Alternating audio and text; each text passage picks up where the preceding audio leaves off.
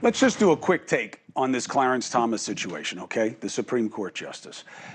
When it comes to ethics and conflicts, it's supposed to be a smell test, which means if somebody's got to ask you a question about it, you should think twice about the situation. Now, that's true for all of us. If you found out that I was like hanging out with all these Republican megadonors and they were paying for my relative to go to school, you wouldn't like it, right?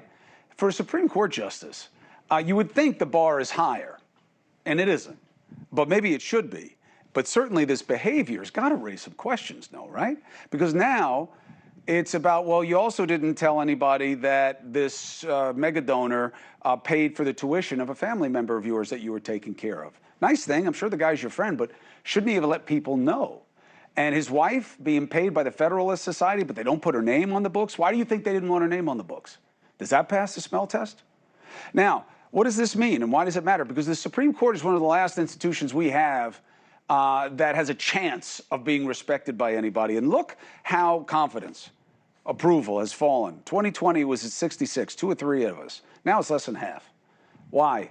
Well, because of politics, but let me tell you, I don't know how this helps, okay? You got a guy who donated $500 grand to a political group that was founded by Thomas's wife, Ginny. He bought properties off of Thomas totaling 130 grand, including one where Thomas's mother lives rent-free. I mean, does this pass the smell test? Let's talk to somebody who says too much is being made of this, okay? Texas radio host Mark Davis. Good to have you, brother. Hey, Chris. Give me your take. This is driven largely by one thing, and I don't mean from you, but I mean from a lot of the people who are making a lot of the noise. And it also ties into why this approval of the Supreme Court has plummeted, because there's kind of a national shock that Justice Thomas is part of a new constitutionalist bent in which the court actually pays attention to the Constitution. That's been a shock to people. He is now the evil enemy to a lot of people. Harlan Crow is the evil enemy for being rich and being a Republican. Put all those things together, and the smell test that you properly describe, to me, the smell is created when there is actual corruption. Harlan Crow had no business before the court. He has a lot of money. He's been friends with the Thomases for years. In this latest dust-up, Clarence and Jenny Thomas were helping a troubled young man pilot his way through life, just as Justice Thomas was helped himself in the 1950s. The only people who say this automatically smells bad are the people who hate Clarence Thomas's guts. Well, look, I see a lot of politics in this, and I'll tell you what it means to me. Clarence Thomas and his wife are Republicans, and they care about Republican causes. And if we don't think that that's going to find its way onto the bench, that's like saying that Sotomayor's being a Democrat isn't going to find her way onto the bench. And what this is another example to me of is, let's stop the game with the, I can't give you my opinion, Mark Davis, on reproductive rights. I can't give you my opinion on any of this because I'd have to see the case. That is BS. These men and women vote with the parties who put them in so often that when they don't, we know them by name. And I think that this is just another example that you got to change the rules and come clean.